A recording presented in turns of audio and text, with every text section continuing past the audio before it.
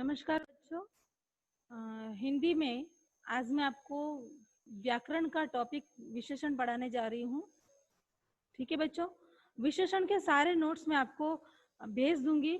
बस ये जो बोर्ड में मैंने लिखा है ये थोड़ा सा समझाने के लिए लिखा है, बाकी मैं आपको बोल के समझाऊंगी और नोट्स के माध्यम से भेजूंगी तो आपको सब अच्छे से समझ में आ जाएगा। देखिए बच्चों, हमने संज्ञा पढ़ी सबसे पहले। तो किसी व्यक्ति, वस्तु, स्थान, भाव, गुण, दशा, अवस्था आदि के नाम को संज्ञा कहते हैं। ठीक है। फिर संज्ञा 3 प्रकार की होती है। तो जैसे व्यक्तिवाचक, जैसे जातिवाचक है, व्यक्तिवाचक है और भाववाचक संज्ञा है।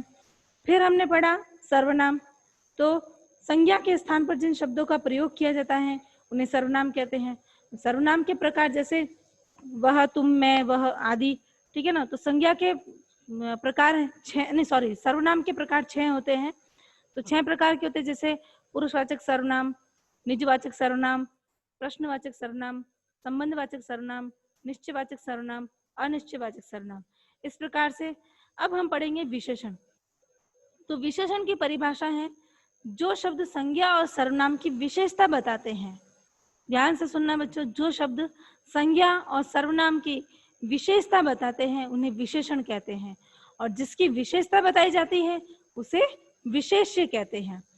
संज्ञा और सर्वनाम की विशेषता बताने वाले शब्दों को तो विशेषण कहते हैं, और जिसकी विशेषता यानी जिसके बारे में हम विशेष बात कर रहे हैं वो विशेष्य कहलाता है। जैसे मैंने उदाहरण दिया, वह लड़का अच्छा है, तो वह तो इसमें सर्वनाम हो गया, लड़का इसमें संज्ञा हो गई। ठीक है। अच्छा इसकी विशेषण हो गया। ठीक है। तो वह लड़का अच्छा है, तो अच्छा यानी लड़का तो संज्ञा है, लेकिन हम विशेषता किसकी बता रहे हैं? लड़के की बता रहे हैं। तो लड़का क्या हो गया? इसमें विशेष्य हो गया। अब देखिए बच्चों, विशेषण 4, हम लोगों ने विशेषण 4 प्रकार के ही पढ़े हैं अब तक, लेकिन विशेषण 5 प्रकार के होते हैं। पहला विशेषण है गुणवाचक विशेषण, दूसरा है संख्यावाचक विशेषण, तीसरा है परिमाणवाचक विशेषण, चौथा है संकेतवाचक विशेषण। अब देखिए बच्चों, आप कहेंगे हमने संकेतवाचक नहीं पढ़ा है, हमने तो सार्वनामिक विशेषण पढ़ा है। तो देखिए, संकेतवाचक विशेषण का दूसरा नाम है सार्वनामिक विशेषण। ठीक है। आप सार्वनामिक लिखो तो भी सही है, संकेतवाचक लिखो तो भी सही है। 5वां विशेषण एक और जुड़ता है, व्यक्तिवाचक विशेषण। अब देखिए, आपको मैं एक एक विशेषण परिभाषा और उदाहरण सहित समझाती हूँ। पहला विशेषण है गुणवाचक विशेषण। गुणवाचक विशेषण जिन शब्दों से संज्ञा के, अब जिन शब्दों से संज्ञा के गुण, दोष, दशा, अवस्था, रंग, आकार आदि का पता चलता है वे गुणवाचक विशेषण कहलाते हैं। जैसे गुण तो हो गए अच्छा, बुरा, नहीं सॉरी, गुण क्या? अच्छे गुण, अच्छा, भला, दानी, सच्चा, ये उसके गुण हो गए। फिर दोष क्या हो गए? झूठा, बुरा, कंजूस, चोर, गुंडा, डाकू, ये उसके दोष हो गए। फिर रंग हो गए लाल, पीला, हरा, रंग गुलाबी। ठीक है ना, ये सारे रंग हो गए। फिर दशा क्या हो गई? जैसे सुखी, दुखी, गरीब, दीन, ये सब उसकी दशा हो गई। फिर अवस्था क्या हो गई? बचपना, बुढ़ापा, ये अवस्था हो गई। फिर आकार, जैसे छोटा, बड़ा, लंबा, पतला, ये उसका आकार। तो ये हो गए आपके गुणवाचक विशेषण। फिर दूसरा आता है संख्यावाचक विशेषण। बच्चों, जिन शब्दों द्वारा संज्ञा और सर्वनाम की संख्या का बोध होता है वे संख्यावाचक विशेषण कहलाते हैं। संज्ञा और सर्वनाम की संख्या संबंधी विशेषण, विशेषता का बोध होता है वे संख्यावाचक विशेषण कहलाते हैं। अब देखिए, संख्यावाचक विशेषण भी 2 प्रकार के होते हैं, निश्चित संख्यावाचक विशेषण और अनिश्चित संख्यावाचक विशेषण। अब देखिए, निश्चित संख्यावाचक विशेषण कौन से होते हैं? जिनसे व्यक्ति या वस्तु की निश्चित संख्या का बोध होता है, जिनसे व्यक्ति या वस्तु की निश्चित संख्या का बोध होता है वे संख्यावाचक विशेषण कहलाते हैं। अब देखिए बच्चों, संख्यावाचक विशेषण को भी 5 भागों में बांटा गया है। संख्यावाचक विशेषण 5 भागों में बांटा गया है। पहला है गणनावाचक विशेषण। गणनावाचक विशेषण में जैसे गिनती बोलते हैं हम, 1 2 3 4 5 6 लगातार बोलना, ये हो गया गणनावाचक विशेषण। दूसरा है क्रमवाचक विशेषण। क्रमवाचक विशेषण जैसे पहला, दूसरा, तीसरा, 7वां, 8वां, 10वां, 12वां, 20वां, 25वां, 30वां, 50वां, 100वां, इस तरह से ये आपके क्रमवाचक विशेषण हो जाता, विशेषण संख्यावाचक विशेषण। फिर है आवृत्ति संख्यावाचक विशेषण।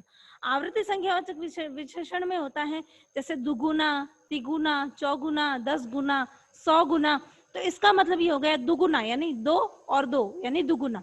तो ये आवृत्तिवाचक विशेषण हो गया, यानी 2 और 2, 4 और 4, तो ये चौगुना, 4 गुना, तिगुना, 3 और 3 तिगुना, तो ये आपके आवृत्तिवाचक विशेषण हो गया।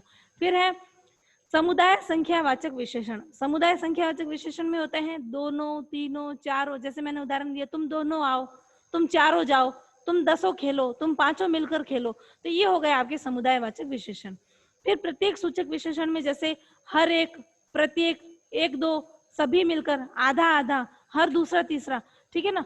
तो मैं जैसे उदाहरण देती हूँ, तुम हर दूसरे तीसरे दिन मंदिर जाओ, तुम हर दूसरे तीसरे दिन स्कूल में प्रार्थना में जाओ, ठीक है ना। तुम आधा आधा बांट कर ले लो तुम सब।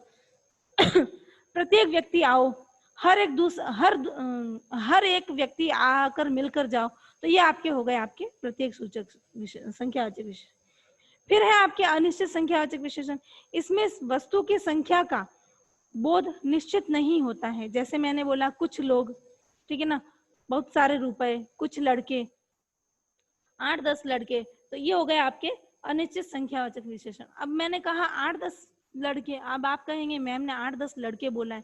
अब 8-10 लड़के क्या, 8-10 लड़के, इसमें 8 भी नहीं है, 10 भी नहीं है, मैंने 8-10 बोला। ये इसका मतलब ये है कि 8 भी हो सकते हैं, 10 भी हो सकते हैं, लेकिन फिक्स नहीं है कि 8 ही है या 10 ही है, ज्यादा भी हो सकते हैं, कम भी हो सकते हैं।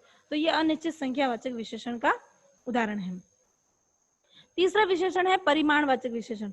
जो विशेषण किसी वस्तु की नाप तोल संबंधी विशेषता का बोध कराते हैं। किसी वस्तु की नाप तोल संबंधी, देखिए संख्यावाचक में वस्तु की संख्या संबंधी विशेषता और परिमाणवाचक में वस्तु की नाप तोल संबंधी विशेषता बताते हैं, उसे परिमाणवाचक विशेषण कहते हैं। ये भी दो प्रकार के होते हैं, निश्चित परिमाणवाचक, अनिश्चित परिमाणवाचक। अब निश्चित परिमाणवाचक में वस्तु की नाप तोल निश्चित होती है, जैसे 2 किलो फल, ठीक है ना, 10 मीटर कपड़ा, 4 मीटर कपड़ा, कुर्ते में 4 मीटर कपड़ा लगेगा, तो ये हो गए निश्चित परिमाणवाचक विशेषण। फिर हो गया अनिश्चित परिमाणवाचक विशेषण, इसका दूसरा। तो अनिश्चित परिमाणवाचक विशेषण में वस्तु की नाप तोल निश्चित नहीं होती है। जैसे मैंने लिखा 4-5 किलो फल, मैंने बोला 2-3 मीटर, कुर्ते में 2-3 मीटर कपड़ा लगेगा। अब जैसे कुर्ते में 2-3 मीटर कपड़ा लगेगा, तो मैंने 2 बोला 3 बोला, दोनों साथ में बोला। अब 2 मीटर लगेगा या 3 मीटर, मैंने दोनों साथ 2-3 मीटर, 2-3 मीटर, यानी फिक्स नहीं है कि 2 लगेगा या 3 मीटर, 2 भी लग सकता है, 3 भी लग सकता है, इससे भी कम लग सकता है, तो मैंने निश्चित नहीं बोला। तो ये भी अनिश्चित परिमाणवाचक संख्या का विशेषण का उदाहरण है। फिर है संकेतवाचक विशेषण चौथा। जब कोई सर्वनाम विशेषण का कार्य करता है, ध्यान से सुनना, संकेतवाचक विशेषण किसे कहते हैं? जब कोई सर्वनाम विशेषण का कार्य करता है तो उसे संकेतवाचक विशेषण कहते हैं। जैसे मैंने उदाहरण दिया, यह आदमी यहीं रहता है, तो यह आदमी यही रहता है, इसमें यह पहला तो हो गया सर्वनाम, आदमी हो गया संज्ञा, यही हो गया विशेषण। देखिए पहले भी यह आया, दूसरे में यही आया, दोनों सिमिलर शब्द है, दोनों सेम शब्द है। तो अब देखिए बच्चों, यह आदमी यही रहता है, जो आदमी संकेत किया जा रहा है जिस आदमी की तरफ कि यह आदमी यही रहता है, तो यही इसमें क्या हो जाएगा? संकेत, यानी यही रहता है। ये संकेतवाचक विशेषण है। फिर है व्यक्तिवाचक विशेषण। बच्चों व्यक्तिवाचक विशेषण संज्ञावाचक, व्यक्तिवाचक संज्ञा से बने शब्दों से ही बनते हैं। व्यक्तिवाचक विशेषण व्यक्तिवाचक संज्ञा से ही बने हुए शब्द होते हैं। जैसे मैंने बोला बनारसी साड़ी, जयपुरी जूती, जापानी खिलौने। अब आप कहेंगे इसमें व्यक्तिवाचक विशेषण, व्यक्तिवाचक संज्ञा कहाँ आ गई? तो देखिए हमने संज्ञा पढ़ी थी जातिवाचक विशेषण, यानी जातिवाचक विशेषण में जैसे मनुष्य हो गया, पर्वत हो गए, नदी हो गई, ये सब क्या हो गए? जातिवाचक विशेषण। मनुष्य में औरत भी हो गया, आदमी भी हो गया, तो ये जातिवाचक विशेषण हो गया। पर्वत जातिवाचक विशेषण है क्योंकि किसी एक पर्वत का नाम नहीं लिया गया। पर्वत यानी उनकी जाति, सभी पर्वतों की, क्योंकि सभी पर्वतों के अलग अलग नाम है, जैसे अरावली पर्वत है, हिमालय पर्वत है, विंध्याचल पर्वत है, तो ये अलग अलग नाम है, लेकिन पर्वत क्या हो गई? उनकी जाति होगी। अब नदी, नदी क्या हो गई?